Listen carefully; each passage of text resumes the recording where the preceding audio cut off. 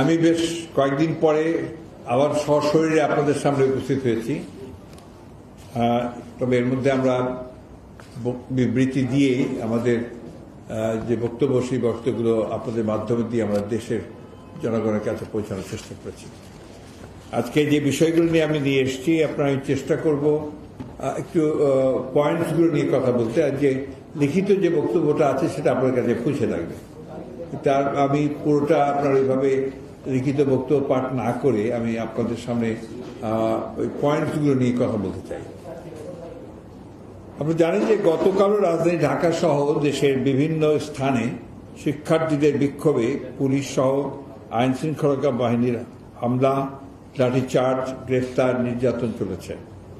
শিক্ষার্থীদের আন্দোলন দমন করতে নৃশংস হামলায় শত শত ছাত্র জনতাকে হত্যার প্রতিবাদে গতকাল বৈষম্য বিরোধী ছাত্র আন্দোলন দেশপ্রেমী এই বিক্ষোভে ডাক দিয়েছিল। শিক্ষার্থীদের শান্তিপূর্ণ বিক্ষোভেও সরকার পুলিশ সহ আইন শৃঙ্খলা বাহিনী নিয়ে ন্যাক্কারজনকভাবে বাধা প্রদান করেছে এবং হামলা চালিয়ে লাঠিচার্জ, টিয়ার গ্যাস নিক্ষেপ করে শতাধিক নিরীহ শিক্ষার্থীকে গ্রেফতার করেছে।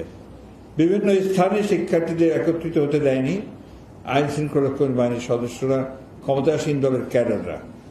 দেশের বিভিন্ন স্থানে আইন শৃঙ্খলা বাহিনীর পাশাপাশি পাহারায় নামে আওয়ামী লীগ, ছাত্রলীগ, যুবলীগের সশস্ত্র ক্যাডার জমায়েত করে ভীতিকর ও সংঘাতময় পরিস্থিতি সৃষ্টি করেছিল সরকার। দেশে জরুরি অবস্থা জারি না করা সত্ত্বেও সভা সমাবেশ, বিক্ষোভ করতে না দেয়া এবং হামলা, গ্রেফতার করা সরকারি ও গণতান্ত্রিক ফ্যাসিবাদী চরিত্রের বহিঃপ্রকাশ মাত্র। বাংলাদেশ জাতীয়তাবাদী দল বিএনপির পক্ষ থেকে আমি ছাত্রদের শান্তিপূর্ণ বিক্ষোভে হামলা, দমন, নির্যাতন এবং অন্যায় আটকের তীব্র নিন্দা ও প্রতিবাদ জানাচ্ছি এবং অবিলম্বে আটককৃত শিক্ষার্থীদের নিঃশর্ত মুক্তি দাবি করছি। প্রিয় সাংবাদিক বন্ধুগণ, আপনারা নিজেরাই এই বিষয়গুলো কভার করেছেন, লিখেছেন যে আন্দোলনকারী ছাত্রদের যে 6 জন সমন্বয়ক, তাদেরকে তুলে ডিবি অফিসে নিয়ে গিয়ে একটা যে নাটক তৈরি করা হয়েছে, সেই নাটকের যে বিষয়টা সেটা আপনারা নিজেরাই সবাই জানেন। আমি সেটাকে রিপিট করতে চাই না। শুধু কয়েকটা প্রশ্ন আমি আপনার জাতির কাছেই রাখতে চাই। সেটা হচ্ছে যে এই ধরনের ঘটনা ইতিপূর্বে আমরা রাজনীতিতে কখনো দেখিনি। আমরা দেখিনি যে ডিবি অফিসে বসেই সেই আটককৃত ছাত্রদেরকে যারা তুলে নিয়ে যাওয়া হয়েছে তাদেরকে দিয়ে একটা বক্তব্য, বিবৃতি প্রচার করানো হয়েছে, যেটা সম্পূর্ণভাবে ওই ছাত্রদের কেউই আপনার সেটা গ্রহণ করেননি। আপনার ছাত্র যারা আন্দোলন করছেন তারা কেউই গ্রহণ করেননি। আপনি লক্ষ্য করে দেখবেন সেখানে একটা জিনিস নিশ্চয়ই আপনারা সবাই লক্ষ্য করেছেন যে নাহিদ যে সমন্বয়কারী আপনার পড়ছিল, আপনি যে দেখা হয়েছে তাদের সে যেভাবে বসানো হয়েছিল লম্বা করে, তার মধ্যে নাহিদের পরনে আপনার একটা লুঙ্গি ছিল, সেটাকে ঢেকে রাখার জন্য একটা খবরের কাগজ লম্বা করে পেতে দেওয়া হয়েছে। সেই খবরের কাগজের উপরে সে ওই বক্তব্যটা পড়ছিল এবং তাদের যে ফেসিয়াল যে এক্সপ্রেশন, বডি ল্যাঙ্গুয়েজ যা ছিল, তার করে পরিষ্কার করে বোঝা যায় যে তাদের উপর একটা প্রচণ্ড নির্যাতন, চাপ সৃষ্টি করে তাদেরকে এই বক্তব্যটা তাদেরকে দেওয়া হয়েছে। এবং আমি যেটা আপনার পরবর্তীকালে লক্ষ্য করলো যে তাদের অভিভাবক কিছু আমি জানি না তারা কতজন অভিভাবক, তাদেরকেও একইভাবে চাপ সৃষ্টি করে তাদেরকে কিছু বক্তব্য দেওয়া হয়েছে। এবং আপনারা জানেন যে একটা খাবার নাটক করা হয়েছে, ডাইনিং টেবিলে বসে একটা খাওয়ার নাটক তৈরি করা হয়েছে।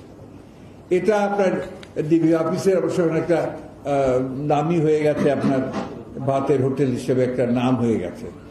তো এগুলো কখন কোন কনে হয়, যখন আপনার এক ধরনের ব্যাংক্রাপসি যখন আপনার সেই প্রতিষ্ঠানের এবং সরকারের মধ্যে এসে পড়ে। আপনার ডিবি আপনার একটা প্রতিষ্ঠান, যে প্রতিষ্ঠানটা আপনার সরকারের একটা অত্যন্ত গুরুত্বপূর্ণ একটি প্রতিষ্ঠান। সেই প্রতিষ্ঠানে একমাত্র দায়িত্ব কি শুধুমাত্র আপনার যারা আন্দোলন করছে, যারা গণতন্ত্রের জন্য সংগ্রাম করছে অথবা তাদের অধিকারের জন্য সংগ্রাম করছে, তাদেরকে গ্রেফতার করে তাদেরকে নির্যাতন করা এবং তাদেরকে নিয়ে সমস্ত নাটক তৈরি করা? নিশ্চয়ই না। ডিবির আপনার সুনির্দিষ্ট দায়িত্ব, টার্মস অফ রেফারেন্স আছে তাদের কাজের, এবং সেটা সরকার নির্দিষ্ট করেন, সেই দায়িত্বগুলো তাদেরকে পালন করতে হয়।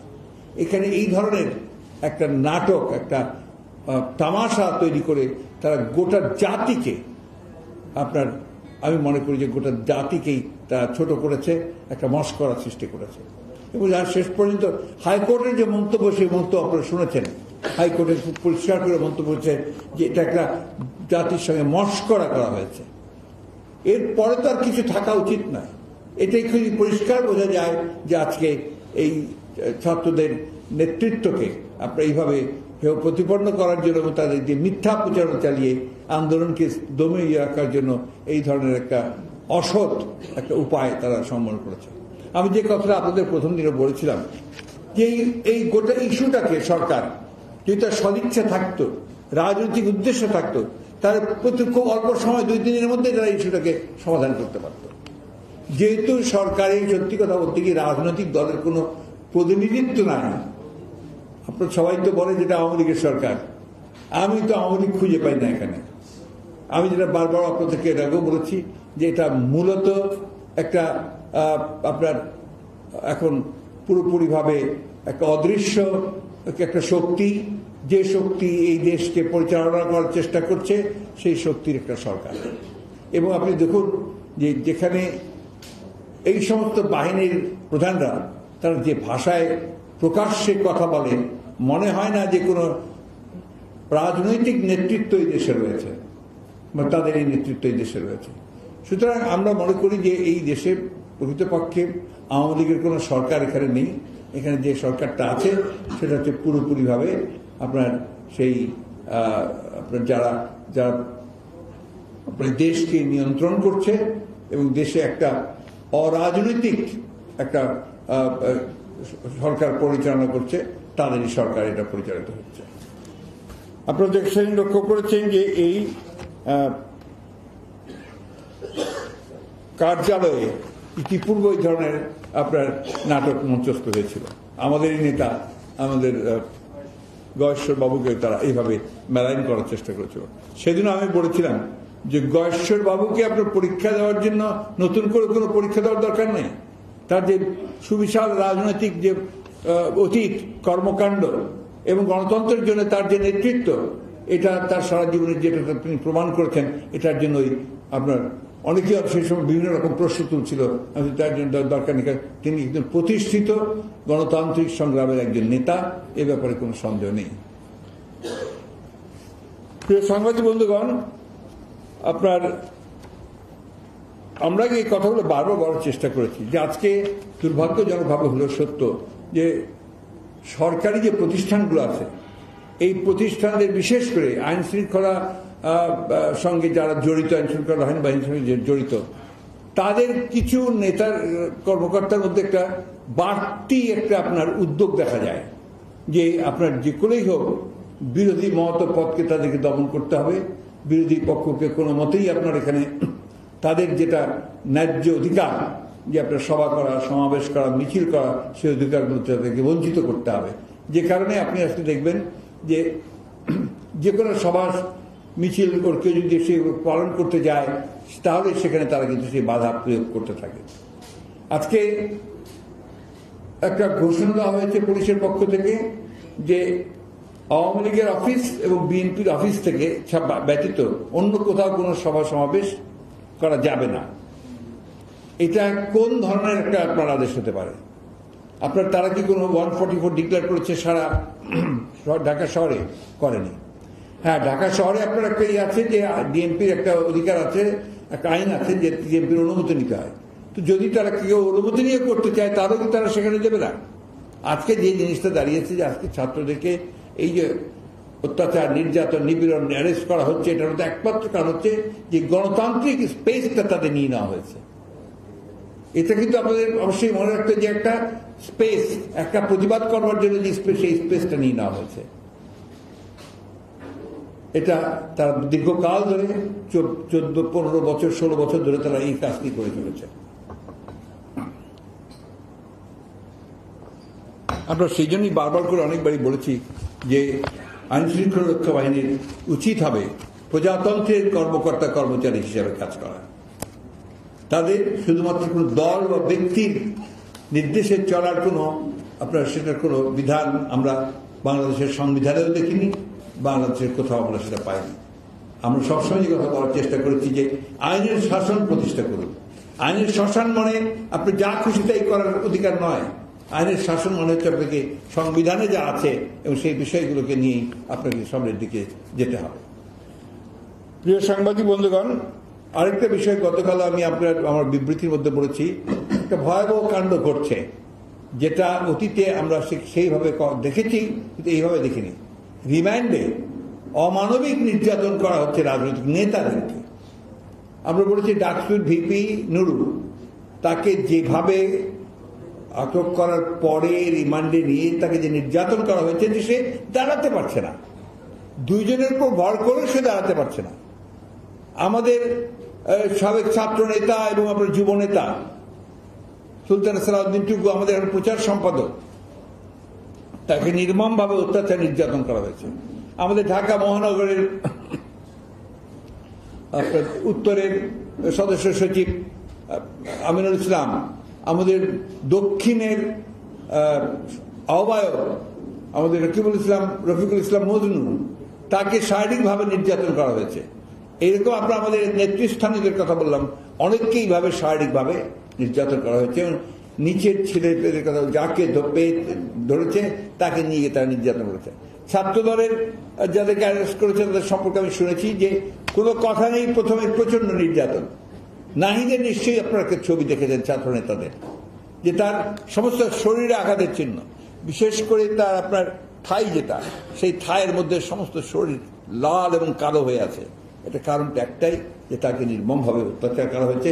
সে সেই জন্য কোনো যে আপনার ফুল প্যান্ট বা পাজামা পরতে পারছে না। এই বিষয়গুলো তো অবশ্যই, জাতি তো আপনার একেবারে বোকা নয় যে তারা এই সমস্ত বিষয়গুলো তারা বোঝে না। এবং আপনারা দেখেছেন যে শিশু কিশোরদেরকেও এরা আটক করতে দ্বিধা করেনি। এবং যে জায়দি, যে ছেলেটাকে আপনারা দেখেছেন, জায়দির তো নাম বোধ হয়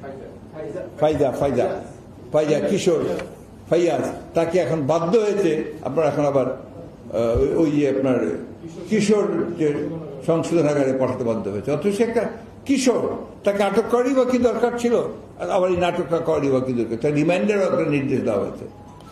গোটা সিস্টেমটাই এখানে অবাক্য হয়েছে, যেটা শুধুমাত্র নির্যাতনের জন্য, টর্চারের জন্য করা হচ্ছে।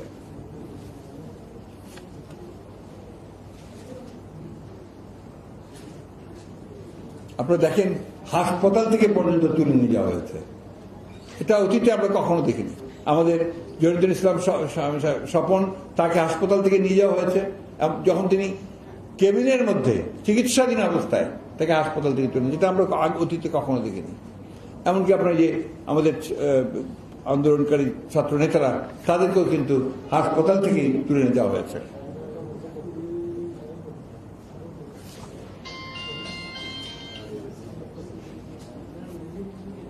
আজকে এই কোটা আন্দোলনের যে ছাত্র নেতারা, ছাত্র আন্দোলন, এই আন্দোলন করতে কিন্তু শুধু বাংলাদেশ নয়, সারা বিশ্বে আজকে কিন্তু তোলপাড় চলছে। আমি প্রথমেই যাব পার্শ্ববর্তী দেশে, ভারতের যে মিডিয়া, সোশ্যাল মিডিয়া থেকে শুরু করে তাদের যে মূল যে গণমাধ্যম, সেই গণমাধ্যমে কিন্তু বাংলাদেশে ছাত্রদের উপরে যে নির্যাতন হয়েছে, গুলি হয়েছে, তাকে যে গুলি করে হত্যা করা হয়েছে, এই বিষয়টা অত্যন্ত গুরুত্ব সহকারে প্রাধান্য পাচ্ছে এবং তার সমালোচনা করা হচ্ছে আপনার অত্যন্ত গভীরভাবে। এটা আমরা মনে করি এটা একটা অত্যন্ত পজিটিভ ব্যাপার, যেটা নিঃসন্দেহে আমরা বিশ্বাস করতে শুরু করেছি যে ভারতের জনগণ তারা অন্যায়ের প্রতিবাদ করবে, তারা মানুষের ন্যায্য অধিকারের পক্ষে থাকবে এবং তারা গণতান্ত্রিক যে অধিকার, যে আন্দোলন, সে আন্দোলনের পক্ষে তারা নিশ্চয়ই থাকবেন। এবং তাদেরকে কোথাও কোথাও এমন কথা বলা হয়েছে যে এইটা সরকার বর্বর এবং স্বৈরাচার হয়েছে, স্বৈরাচারের মতো তার সরকার হয়েছে। জাতিসংঘ তাদের নিন্দা জানিয়েছে এবং এর আপনার ব্যবস্থা করার জন্য সরকারকে আহ্বান করেছে। এবং এইবারই প্রথম আমরা দেখলাম যে পুলিশের গুলিতে নির্বিচারে প্রায় 17 জন শিশু তারা নিহত হয়েছে। আপনারা এর মধ্যে দেখেছেন 11 জন বোধহয় বলছেন, তাই 17 জন বলছে, কেউ কেউ বলছে 11 জন। তার মধ্যে গুলি চোখ দিয়ে ঢুকে মাথায় আটকে গেছে আহাদ। রিয়া খাদে খেলতে গিয়ে মাথায় গুলি লেগে ওর বয়স 6। হোসেন আন্দোলন দেখতে গিয়ে গুলিবিদ্ধ, বয়স 10। সামির জানালা বন্ধ করতে গিয়ে মাথায় গুলি, 11 বছর বয়স। মোবারক 13, মিছিল দেখতে গিয়ে গুলি। তামির 14, লাশে ছিল গভীর ক্ষত, তাতে আবার গুলি। বন্ধুদের সঙ্গে বিক্ষোভে গিয়ে গুলিবিদ্ধ ইফাত, বারান্দায় ঘাতক হয়ে আসে বুলেট। এটা হচ্ছে আপনার নাইমা, 16 বছর বয়স। এই হচ্ছে আপনার চিত্রগুলো। আমার বড় দরকার, এগুলো আপনারা দেখেছেন। বিভিন্ন পত্রপত্রিকায় আপনার নিহতদের একটা সংখ্যা দিয়েছে। অনেকে আপনার প্রত্যেকটা পত্রিকা একই রকম না, সরকারি একটা ভাষণ আছে, সেই ভাষণটা তারা বলছে এখন 150 থেকে এখন তারা 150 বলছে। এর মধ্যে আপনার কোন কোন পত্রিকা তারা একটা বিশ্লেষণ করেছেন, আমি সকলের নাম বলছি না। তারা বলছেন এর মধ্যে শিক্ষার্থী আছে 45 জনের মতো, কিন্তু শিক্ষার্থীরা বলছেন প্রায় 62 জন। দোকান, হোটেল, বিক্রয় কেন্দ্র ইত্যাদি কর্মী তারা 25, ক্ষুদ্র ব্যবসায়ী ও হকার 16, দিনমজুর ও সমজাতীয় 11, গাড়ি, ট্রাক, রিক্সা, ভ্যান চালক সহকারী 13, পুলিশ ও আনসারও মারা গেছেন 4 জন, সাংবাদিক মারা গেছেন 4 জন, চাকরিজীবী মারা গেছেন 8 জন, পোশাক শ্রমিক ও কর্মী মারা গেছেন 5 জন, অন্যান্য 19 জন। এই যে 24 ঘন্টা আওয়ামী লীগের সাধারণ সম্পাদক সাহেব বিএনপি জামাত করছেন, বিএনপি জামাত আক্রমণ করেছে, এই যে আপনার তাদের যে হিসাব, সেই হিসাবের মধ্যে তো আমি বিএনপি জামাতের একজনের কেউ দেখলাম না। তো যদি আক্রমণ করে থাকে আর যে হারে পুলিশ গুলি করেছে, গুলি চালিয়েছে, সেখানে তো আপনার অন্তত 1 জন 2 জন 3 জন করে তো বিএনপির লোক পরিচিত থাকতে পারত, তা তো কেউ নেই। আমি উনার কথা সাধারণত আমি উত্তর দেই না, কিন্তু কতগুলো কথা উনি বলেছেন, যে কথাগুলো আপনার উত্তর না দিলে আমি মনে করি যে আপনার রাজনৈতিক যে একটা বিষয় আছে, সেই বিষয়গুলো উত্তর না দেওয়াটা সঠিক হবে না। যেমন তিনি বলছেন যে ওনাদের কাছে আছে যে কোত্থেকে নির্দেশ এসেছে, উস্কানি এসেছে, কারা কোথায় বৈঠক করেছেন, অর্থ জুগিয়েছেন, কোন কৌশলে অর্থ পাঠিয়েছেন, সবই আমরা জানি। সকল ষড়যন্ত্রী এখন জাতির কাছে দিবালোকের মতো স্পষ্ট। এত কিছু সবই যদি স্পষ্ট হয়ে থাকে, তাহলে আপনারা জানতেন যে এই আন্দোলন কিভাবে কোন দিকে যাচ্ছে। তো তাহলে প্রথমেই সেই আন্দোলনকে আপনারা আলোচনার মাধ্যমে, ছাত্র আলোচনার মধ্যে সেটাকে আপনারা শেষ করলেন না, সেটাকে স্তীমিত করলেন না। তাহলে কি আপনারা চাচ্ছিলেন যে এই ধরনের একটা ঘটনা ঘটুক দেশের মধ্যে? তাহলে কি আপনারা এই দেশে একটা অস্থিরতা, একটা চরম আপনার ইনস্টেবিলিটি তৈরি হোক এবং এই ছাত্রগুলোর প্রাণ যাক? নাহলে আপনারা প্রথমেই আলোচনার মাধ্যমে এই সমস্যাটা সমাধান করতে হবে।